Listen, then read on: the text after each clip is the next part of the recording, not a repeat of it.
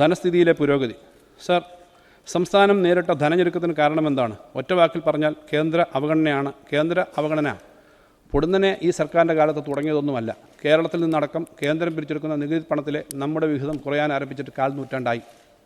10ാം ധനകാര്യ കമ്മീഷൻ കാലത്ത് 3.88% 15ാം ധനകാര്യ കമ്മീഷൻ്റെ കാലത്ത് ചരിത്രത്തിൽ ഏറ്റവും കുറഞ്ഞ 1.92%-ലെത്തി.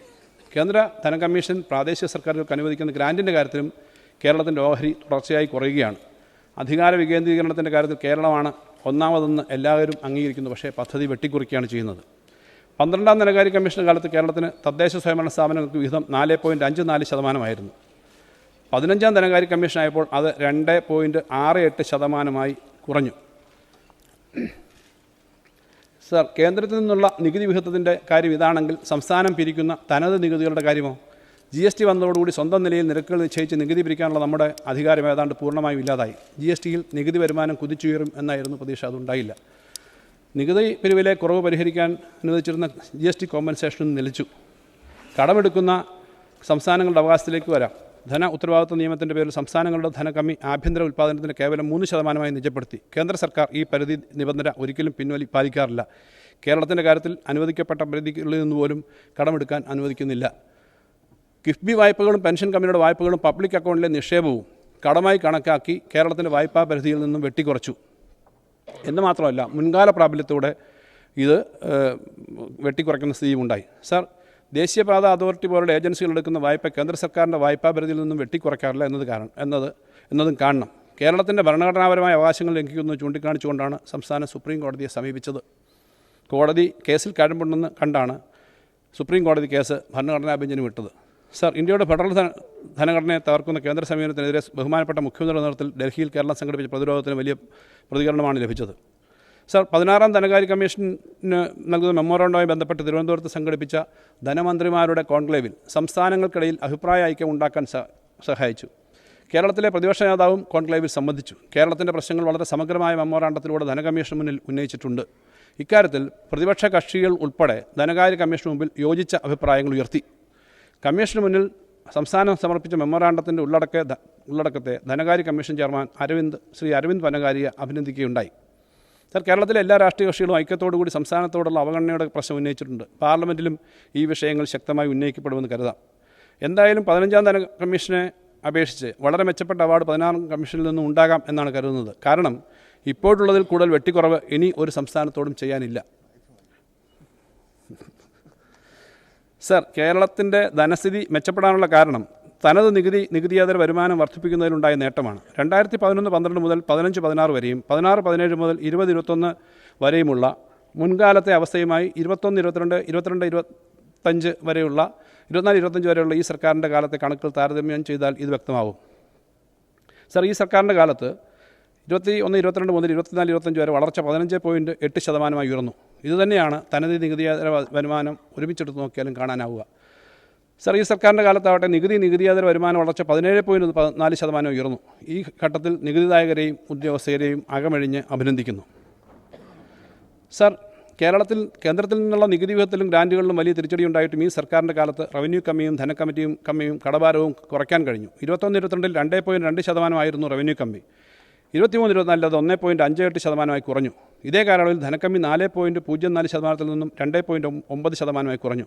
പൊതുകടവും ആഭ്യന്തര ഉൽപ്പാദനവും തമ്മിലുള്ള അനുപാതം 21-22 35.92% 23-24 34.2% കുറഞ്ഞു. സർ, തനത് നികുതി വരുമാനം വർദ്ധിപ്പിച്ചിട്ടും അനാവശ്യ ചെലവുകൾ ഒഴിവാക്കിയും മറ്റ് ചെലവുകൾ മുൻഗണനാക്രമത്തിൽ നിർവഹിച്ചും നാം പിടിച്ചു നിൽക്കുകയാണ്. 21-22 സംസ്ഥാനത്തിൻ്റെ തനത് നികുതി വരുമാനം SOTR 47,660 കോടി രൂപ ആയിരുന്നത് 24-25 സാമ്പത്തിക വർഷം കഴിയുമ്പോഴേക്കും 81,000 കോടി രൂപയായി വർദ്ധിപ്പിക്കാൻ കഴിയും. 4 വർഷം കൊണ്ട് 70% വർധനമാണ് ഉണ്ടാവുക. കേരളത്തിൻ്റെ തനത് വരുമാനം നികുതിയും നികുതിയേതരവും 54,988 കോടിയിൽ നിന്നും 1,03,240 കോടിയായി വർദ്ധിക്കുകയാണ്. സർ, സംസ്ഥാനത്തിൻ്റെ കേന്ദ്ര വിഭവ കൈമാറ്റത്തിൽ നിന്നും വർഷം 50,000 കോടി രൂപയിലധികം വെട്ടിക്കുറവ് വരുത്തിയിട്ടും നമ്മുടെ ചെലവ് വർദ്ധിപ്പിക്കാനായത് തനത് വരുമാനത്തിൽ കൈവരിക്കാൻ കഴിഞ്ഞ വർധനവിലൂടെയാണ് എന്ന് അഭിമാനപൂർവ്വം പറയാൻ കഴിയും. സർ, മൂലധന ചെലവ് ഈ സർക്കാരിൻ്റെ 3 വർഷക്കാലത്തെ ബജറ്റ് വഴിയുള്ള മൂലധന ചെലവ് 41,772 കോടിയാണ്. മുൻ സർക്കാരിൻ്റെ 5 വർഷക്കാലത്തെ മൂലധന ചെലവ് 47,650 കോടിയായിരുന്നു. എന്നാൽ 2011-14 സർക്കാരിൻ്റെ മൂലധന ചെലവ് 24,505 കോടി രൂപയായിരുന്നു.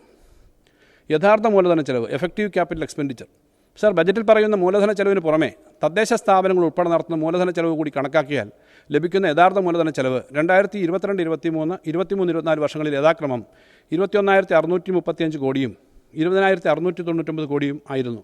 നടപ്പ് വർഷം യഥാർത്ഥ മൂലധന ചെലവ് വീണ്ടും ഉയരും. സർ, ധനകമ്മിയും റവന്യൂ കമ്മിയും കടവാരവും നാം കുറച്ചത് വികസനക്ഷേമ ചെലവുകൾ വെട്ടിക്കുറച്ചുകൊണ്ടല്ല, സർക്കാരിൻ്റെ ചെലവുകളിൽ വലിയ വർധനമാണ് ഉണ്ടായത്. ധനസ്ഥിതിയിൽ ഭാവിയിൽ മെച്ചപ്പെടും എന്ന് പറയുന്നൊരു കാരണം മുൻകാല ബാധ്യതകൾ വലിയ തോതിൽ കൊടുത്തു തീർക്കാൻ കഴിഞ്ഞു എന്നുള്ളതാണ്. സർ, കിഫ്ബിയുടെയും പെൻഷൻ കമ്പനിയുടെയും പബ്ലിക് അക്കൗണ്ടിലെയും മുൻകാല ബാധ്യതകൾ കേരളത്തിൻ്റെ വായ്പാപരിധിയിൽ നിന്നും വെട്ടിക്കുറച്ചു. അത് ഇത്തരം കാര്യങ്ങൾ ചെയ്തിട്ട് ഈ മാറ്റം വികസനോന്മുഖ പദ്ധതികൾ ഏറ്റെടുക്കാൻ ഈ ബുദ്ധിമുട്ടുണ്ടാക്കി. ഇനിയുള്ള കാലത്ത് ആ കാര്യത്തിന് മാറ്റം വരുമെന്നാണ്. സർ, കിഫ്ബി പരീക്ഷണത്തെ റദ്ദ് ചെയ്യുന്ന സമീപനമാണ് കേന്ദ്ര സർക്കാർ സ്വീകരിച്ചത്. ബജറ്റിന് പുറത്ത് വായ്പ എടുത്ത് ഏറ്റെടുക്കാമെന്ന് കരുതിയ മുഴുവൻ കിഫ്ബി വികസന പ്രൊജക്റ്റുകളുടെയും ഭാരം ഇപ്പോൾ സംസ്ഥാനത്തിൻ്റെ ബജറ്റിൽ നിന്നാണ് നൽകുന്നത്. ഇക്കാര്യത്തിൽ സുപ്രീം കോടതി തീരുമാനം കേരളത്തിന് അനുകൂലമാവുകയോ കേന്ദ്ര നിലപാട് മാറ്റുകയോ ചെയ്താൽ ഏറെ സഹായകരമാവും. സർ, ഉറച്ച ചുവടുവയ്പ്പുകളുമായി സർക്കാർ മുന്നോട്ട്. സർ, സംസ്ഥാനത്ത് സാമ്പത്തിക ഞെരുക്കത്തിൻ്റെ പശ്ചാത്തലത്തിലും ചെലവുകൾക്ക് യാതൊരു കുറവും വരുത്താൻ സർക്കാർ തയ്യാറായിട്ടില്ല. കഴിഞ്ഞ 4 വർഷം എല്ലാ മേഖലകളിലേക്കും പണമെത്തിക്കാനും വികസനക്ഷേമ പ്രവർത്തനങ്ങൾ അനുസ്യൂതം മുന്നോട്ട് കൊണ്ടുപോകാനും സർക്കാരിന് കഴിഞ്ഞുവെന്ന് ഒരിക്കൽ കൂടി അഭിമാനപൂർവ്വം പറയട്ടെ. സർ, കോവിഡ് പ്രതിരോധവും പ്രളയ പുനരധിവാസവും വൻകിട പദ്ധതികളുടെ നടത്തിപ്പ് ഉൾപ്പെടെ നിർവഹിച്ച ഏറ്റവും അധികം ചെലവുകൾ ഏറ്റെടുത്ത ഒന്നാം പിണറായി സർക്കാരിൻ്റെ ശരാശരി വാർഷിക ചെലവ് 1.17 ലക്ഷം കോടി രൂപയായിരുന്നു. സർ, എന്നാൽ രണ്ടാം പിണറായി സർക്കാരിൻ്റെ ശരാശരി വാർഷിക ചെലവ് 1.64 ലക്ഷം കോടി രൂപയാണ്. ചെലവുകൾ വെട്ടിക്കുറയ്ക്കുകയല്ല, 40% വർദ്ധിപ്പിക്കുകയാണ് ഈ സർക്കാരിൻ്റെ കാലയളവിൽ ചെയ്തത് എന്ന് അഭിമാനകരമാണ്. സർ, ഏകദേശം 50,000 കോടി രൂപയുടെ വർധനമാണ് സർക്കാരിൻ്റെ ശരാശരി വാർഷിക ചെലവിൽ നമുക്ക് സൃഷ്ടിക്കാനായത്. അതിൻ്റെ ഉണർവ് നാടിൻ്റെ വിവിധ മേഖലകളിൽ ചെന്നെത്തിയിട്ടുണ്ട്. സർ, സാമൂഹ്യ സുരക്ഷാ പെൻഷൻ ഇനത്തിൽ സർക്കാർ 42 മാസം കൊണ്ട് വിതരണം ചെയ്തത് 33,210 കോടി രൂപയാണ്. ഉമ്മൻചാണ്ടി സർക്കാരിൻ്റെ കാലത്തെ കുടിശ്ശിക ഉൾപ്പെടെ ഒന്നാം പിണറായി സർക്കാർ 60 മാസം കൊണ്ട് വിതരണം ചെയ്തത് 35,089 കോടി രൂപയായിരുന്നു. രണ്ടാം പിണറായി സർക്കാർ 5 വർഷം പൂർത്തിയാക്കുമ്പോൾ ചുരുങ്ങിയത് 50,000 കോടി രൂപയെങ്കിലും ക്ഷേമ പെൻഷനായി നൽകും. ക്ഷേമ പെൻഷൻ ചിലരെങ്കിലും തെറ്റായി കൈപ്പറ്റുന്നുണ്ട് എന്നുള്ള ഒരു പ്രശ്നം ഉയർന്നു വന്നിട്ടുണ്ട്. ഇത് അനുവദിക്കാൻ കഴിയില്ല. തദ്ദേശ തലത്തിൽ സോഷ്യൽ ഓഡിറ്റ് നടത്തി അനർഹരായവരെ ഒഴിവാക്കാൻ നടപടി സ്വീകരിക്കും. സർ, 2011-14 സർക്കാരിൻ്റെ 5 വർഷക്കാലം സാമൂഹ്യ സുരക്ഷാ പെൻഷനായി വിതരണം ചെയ്തത് 10,700 കോടി രൂപയുടെ 5 ഇരട്ടിയോളം വരും ഇപ്പോൾ ചെലവാക്കിക്കൊണ്ടിരിക്കുന്നത്. സർ, തദ്ദേശ സ്വയംഭരണ സ്ഥാപനങ്ങൾക്ക് ഈ സർക്കാർ ഇതുവരെ നൽകിയത് 38,339 കോടി രൂപയാണ്. സർ, തദ്ദേശ സ്വയംഭരണ സ്ഥാപനങ്ങൾക്കുള്ള ബജറ്റ് വിഹിതം മുൻവർഷം 15,205 കോടി രൂപയായിരുന്നത് 15,980.49 കോടി രൂപയായി ഉയർത്തുന്നു. സർ, ഇതിൽ ജനറൽ പർപ്പസ് ഫണ്ടായി 2,577 കോടി രൂപ, മെയിൻ്റനൻസ് ഗ്രാൻഡ് 4,188 കോടി രൂപയും വകയിരുത്തുന്നു. പദ്ധതി വിഹിതം 27.5% നിന്നും 28% ഉയർത്തുന്നു. സർ, സംസ്ഥാനത്തെ 4,27,736 ഭവനരഹിതർക്ക് ലൈഫ് പദ്ധതി വഴി വീട് വെച്ച് നൽകി. 1,11,306 വീടുകൾ പൂർത്തീകരണ ഘട്ടത്തിലാണ്. അതായത് 5,39,042 കുടുംബങ്ങളാണ് സാർ അടച്ചുറപ്പുള്ള ഭവനങ്ങളുടെ ഉടമയാകുന്നത്. സാർ, പട്ടികജാതിയിൽപ്പെട്ട 1,11,996 പേർക്കും പട്ടികവർഗത്തിൽപ്പെട്ട 43,332 പേർക്കും ലൈഫ് പദ്ധതിയിലൂടെ വീട് നൽകി. സാർ, ലൈഫ് പദ്ധതിക്കായി 2016-17 മുതൽ നൽകിയത് 18,000 കോടിയിലധികം രൂപയാണ്. സാർ, 2025-26 ലൈഫ് പദ്ധതിയിലൂടെ കുറഞ്ഞത് 1 ലക്ഷം വീടുകൾ പൂർത്തിയാക്കും. സാർ, 25-26 സാമ്പത്തിക വർഷം ലൈഫ് പദ്ധതിക്കായി 1,160 കോടി രൂപ വകയിരുത്തുന്നു. സാർ, രാജ്യത്ത് കഴിഞ്ഞ 3 വർഷമായി ഏറ്റവും കൂടുതൽ സൗജന്യ ചികിത്സ നൽകുന്ന സംസ്ഥാനം കേരളമാണ്. 3.5 വർഷം കൊണ്ട് 25.17 ലക്ഷം ആകെ 6,788 കോടിയുടെ സൗജന്യ ചികിത്സയാണ് സാർ ഈ സർക്കാർ നടപ്പിലാക്കിയത്. സാർ, ആരോഗ്യ മേഖലയിലാകെ പദ്ധതികൾക്കായി ഈ സർക്കാർ ഇതിനകം ചെലവഴിച്ചത് 38,126 കോടി രൂപയാണ്. സാർ, 25-26 വർഷം ആരോഗ്യ മേഖലയ്ക്ക് 10,431.73 കോടി രൂപ വകയിരുത്തുകയാണ് സാർ. സാർ, സംസ്ഥാനത്തെ 42 ലക്ഷം കുടുംബങ്ങൾക്ക് പ്രതിവർഷം 5 ലക്ഷം രൂപ വരെ സൗജന്യ ചികിത്സ നൽകുന്ന കാരുണ്യ ആരോഗ്യ സുരക്ഷാ പദ്ധതിക്ക് ഈ സർക്കാർ ഇതിനകം നൽകിയത് 3,967.3 കോടി രൂപയാണ്. പ്രതിവർഷം 1,300 കോടിയിലധികമാണ് സാർ. സാർ, ബജറ്റിൽ നീക്കിവെക്കുന്ന തുകയേക്കാൾ അധികരിച്ച തുകയാണ് ഓരോ വർഷവും കാരുണ്യ പദ്ധതിക്ക് നൽകുന്നത്. സർ, 25-26 കാരുണ്യ ആരോഗ്യ സുരക്ഷാ പദ്ധതിക്കായി ആദ്യഘട്ടമായി 700 കോടി രൂപ അനുവദിക്കുന്നു. സർ, സംസ്ഥാനത്ത് കഴിഞ്ഞ 3 വർഷത്തിനിടയിൽ 12.74 ലക്ഷം വൈദ്യുതി കണക്ഷനുകളാണ് നൽകിയത്. കഴിഞ്ഞ 8.5 വർഷമായി കേരളത്തിൽ പവർ കട്ട് ഉണ്ടായിട്ടില്ല സാർ. പുതുതായി 1359.55 മെഗാവാട്ട് വൈദ്യുതി ഈ സർക്കാരിൻ്റെ കാലത്ത് നാം ഉൽപ്പാദിപ്പിച്ചു. സർ, ഈ സർക്കാരിൻ്റെ കാലത്ത് ഗ്രാമനഗര മേഖലകളായി 20,28,424 കുടിവെള്ള കണക്ഷനുകളാണ് പുതുതായിട്ട് അനുവദിച്ച് നൽകിയത്. സർ, 3 വർഷം കൊണ്ട് 1,80,887 കുടുംബങ്ങൾക്ക് സംസ്ഥാനത്ത് പട്ടയം വിതരണം ചെയ്തു. കഴിഞ്ഞ 1.5 വർഷം കൊണ്ട് സംസ്ഥാനത്തെ 5.58 ലക്ഷം ഹെക്ടർ ഭൂമി ഡിജിറ്റൽ സർവേയിലൂടെ അളന്ന് തിട്ടപ്പെടുത്തി. സർ, രാജ്യത്തെ പല സംസ്ഥാനങ്ങളും ഈ സംവിധാനം മനസ്സിലാക്കുന്നതിനും പഠിക്കുന്നതിനുമായി കേരളത്തിലേക്ക് എത്തി. സർ, ഈ സർക്കാരിൻ്റെ കാലത്ത് പൊതുമരാമത്ത് വകുപ്പിൻ്റെ കീഴിലുള്ള 29,522 കിലോമീറ്റർ റോഡിൽ 17,483.8 കിലോമീറ്ററും BMBC നിലവാരത്തിലേക്ക് ഉയർത്തി. സർ, 100-ലധികം പാലങ്ങൾ നിർമ്മിച്ചു. 180ഓളം പാലങ്ങൾ ഉടൻ പൂർത്തീകരിക്കാൻ പോകുന്നു. സർ, 2025-26 വർഷത്തിൽ സംസ്ഥാനത്തെ പൊതുമരാമത്ത് റോഡുകൾക്കും പാലങ്ങൾക്കുമായി 3,061 കോടി രൂപ വകയിരുത്തുന്നു. കിഫ്ബിയും റീബിൽഡ് കേരളയും വഴി നടക്കുന്ന നിർമ്മാണ പ്രവർത്തനങ്ങൾക്ക് പുറമെയാണിത്. സർ, ഈ സർക്കാരിൻ്റെ കാലത്ത് 5,04,830 പേർക്ക് പുതിയ റേഷൻ കാർഡുകൾ അനുവദിച്ചു. KSRTCക്ക് 3.5 വർഷം കൊണ്ട് ഈ സർക്കാർ നൽകിയത് 6,965 കോടി രൂപയാണ്. കഴിഞ്ഞ 3.5 വർഷം കൊണ്ട് 2.75 ലക്ഷം വ്യവസായ സംരംഭങ്ങൾ സംസ്ഥാനത്ത് ആരംഭിച്ചു. സർ, കേന്ദ്ര സർക്കാരിൻ്റെ ഈസ് ഓഫ് ഡൂയിങ് ബിസിനസ് പട്ടികയിൽ രാജ്യത്ത് ഒന്നാമതായി നമുക്കെത്താൻ കഴിഞ്ഞു. 15ാം സ്ഥാനത്ത് വന്നു. സർ, പട്ടികജാതി പട്ടികവർഗ പിന്നോക്ക വിഭാഗ ന്യൂനപക്ഷ വിഭാഗ വിദ്യാർത്ഥികളുടെ വിവിധ സ്കോളർഷിപ്പുകൾ നൽകാൻ ഈ സർക്കാർ ചെലവഴിച്ചത് 3,821 കോടി രൂപയാണ്. സർ, ഭാവി കേരളത്തിന് വഴിതെളിക്കാം. സർ, 1-2 പിണറായി സർക്കാരുകൾ ഏറ്റെടുക്കുകയും നടപ്പാക്കുകയും ചെയ്ത പ്രവർത്തനങ്ങൾ കേരളത്തിൻ്റെ ചരിത്രത്തിൽ സമാനതകളില്ലാത്തതാണ്. നവകേരളം സൃഷ്ടിക്കുക എന്ന ഇടതുപക്ഷ ജനാധിപത്യ മുന്നണിയുടെ പ്രഖ്യാപിതമായ ലക്ഷ്യം സാക്ഷാത്കരിക്കാനുള്ള നിരവധി നടപടികൾ ഈ സർക്കാർ കൈക്കൊണ്ടു. വികസന രംഗത്തും ക്ഷേമരംഗത്തും വൈജ്ഞാനിക മേഖലയിലും ഏറെ മുന്നോട്ട് പോകാൻ നമുക്ക് കഴിഞ്ഞു. 8 വർഷം കൊണ്ട് കേരളത്തിൻ്റെ അടിസ്ഥാന സൗകര്യ വികസന മേഖലയിലുണ്ടായ മാറ്റം അവിശ്വസനീയതയോടെയാണ് പലരും നോക്കിക്കാണുന്നത്. സംസ്ഥാനത്തെ ഒരു വിജ്ഞാന സമ്പദ് വ്യവസ്ഥ സൃഷ്ടിക്കുക എന്ന ലക്ഷ്യം മുൻനിർത്തി നിരവധി പദ്ധതികൾ കഴിഞ്ഞ ബജറ്റിൽ പ്രഖ്യാപിച്ചിരുന്നു.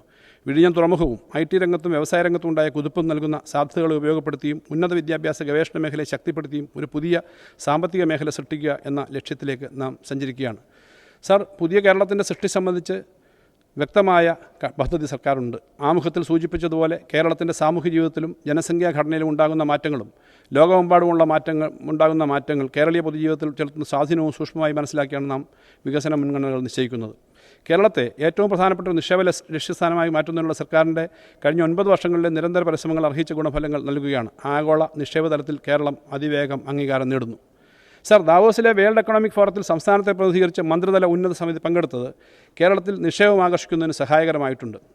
അടുത്തിടെ നടന്ന വിഴിഞ്ഞം ഇൻവെസ്റ്റ്മെൻറ്റ് കോൺക്ലേവിൽ അവതരിപ്പിച്ച കേരളത്തിൻ്റെ മാരിടൈം ലോജിസ്റ്റിക് അടിസ്ഥാന സൗകര്യങ്ങൾക്കായിട്ടുള്ള പദ്ധതി ആഗോള വ്യവസായ പ്രമുഖരിൽ നിന്നും ആവേശകരമായ പ്രതികരണമാണ് നേടിയത്. സർ, സർക്കാർ സംഘടിപ്പിച്ച ഉന്നത വിദ്യാഭ്യാസ കോൺക്ലേവ് ഉന്നത വിദ്യാഭ്യാസം പരിപോഷിപ്പിക്കുന്നതിനുള്ള സർക്കാരിൻ്റെ പ്രതിബദ്ധത വ്യക്തമാക്കുന്നതാണ്. വിദേശ വിദ്യാർത്ഥികളെ ആകർഷിക്കുന്നതിനും ഗവേഷണ ഇന്നൊവേഷൻ പദ്ധതികൾ ശക്തിപ്പെടുത്തുന്നതിനുള്ള നവീന സംരംഭങ്ങളിലൂടെ കേരളത്തെ വിജ്ഞാനത്തിൻ്റെ ഒരു ആഗോള കേന്ദ്രമാക്കാൻ കഴിയും.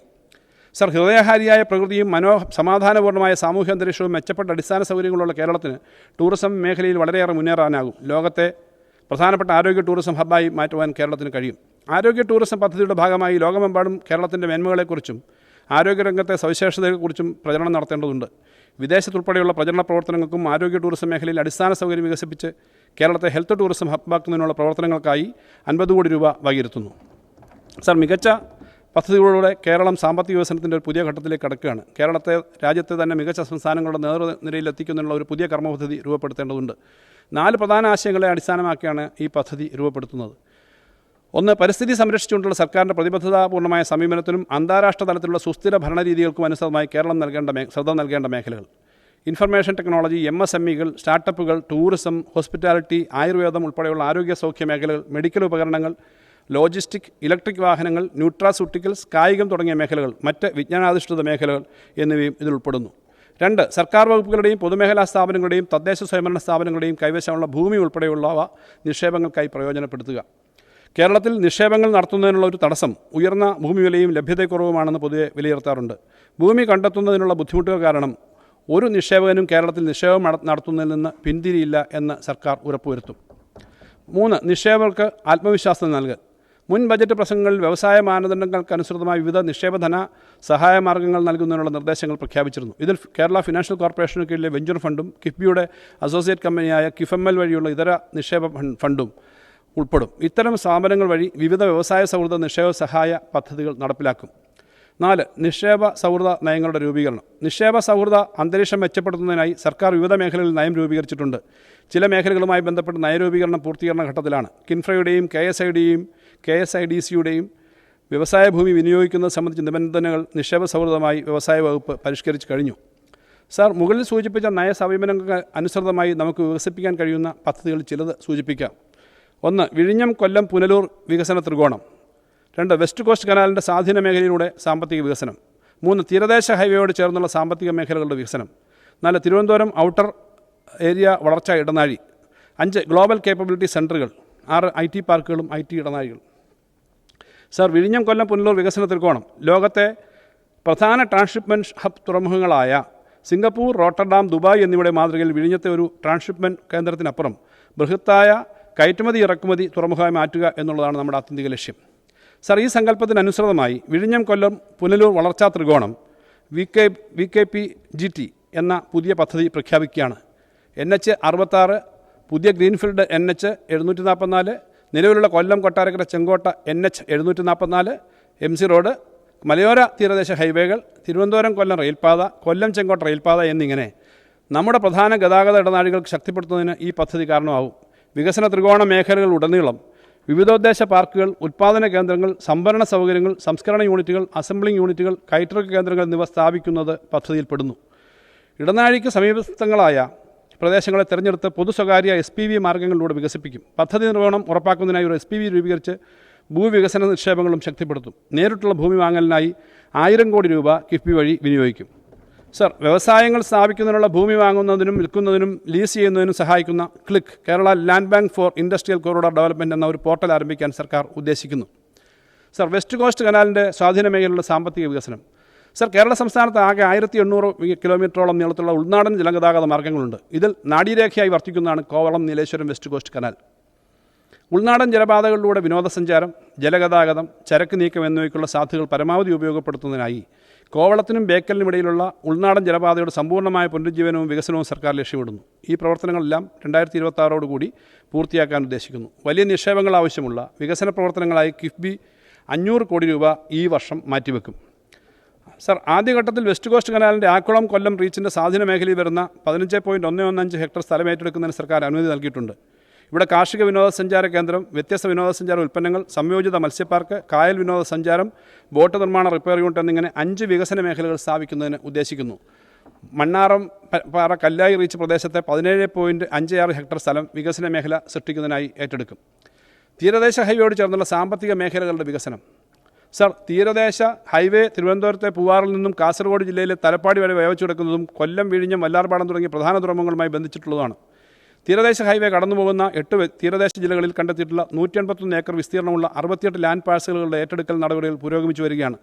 തീരദേശ പാതയുടെ ഓരോ 25 കിലോമീറ്ററിലും ഭൂമി ഏറ്റെടുക്കും.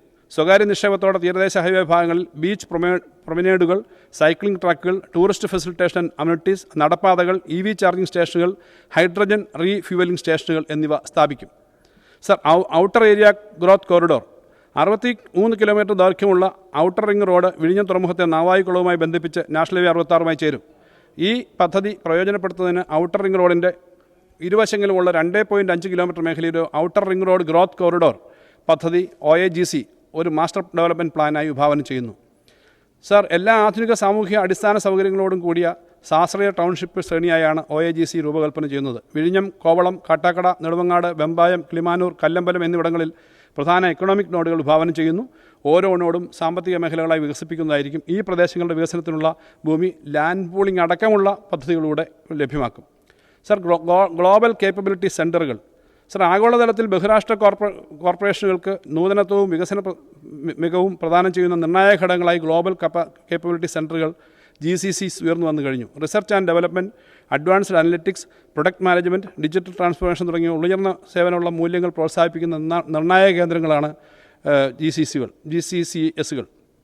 ഈ മേഖലയിൽ ലോകത്താകെയുള്ളതിൻ്റെ 50% സെൻറ്ററുകൾ ഇന്ത്യയിലാണ്. ഈ കേന്ദ്രങ്ങൾ $64.6 ബില്യൺ അമേരിക്കൻ ഡോളർ വാർഷിക വരുമാനം നൽകുകയും 1.6 മില്യൺ വ്യക്തികൾക്ക് തൊഴിൽ നൽകുകയും ചെയ്യുന്നു.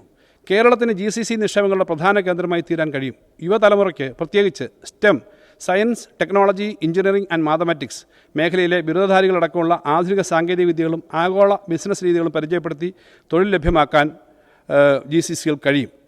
GCC പാർക്കുകളും ആവശ്യ അടിസ്ഥാന സൗകര്യങ്ങളും സജ്ജീകരിക്കാനും സാധ്യതാ പഠന റിപ്പോർട്ടുകൾ തയ്യാറാക്കുന്നതിനായി പ്രാഥമികമായി 5 കോടി രൂപ നീക്കിവെക്കുന്നു. ഒരു അന്താരാഷ്ട്ര GCC കോൺക്ലേവ് ഈ വർഷം തന്നെ സംഘടിപ്പിക്കുന്നതിനായി 2 കോടി രൂപയും വകയിരുത്തുന്നു.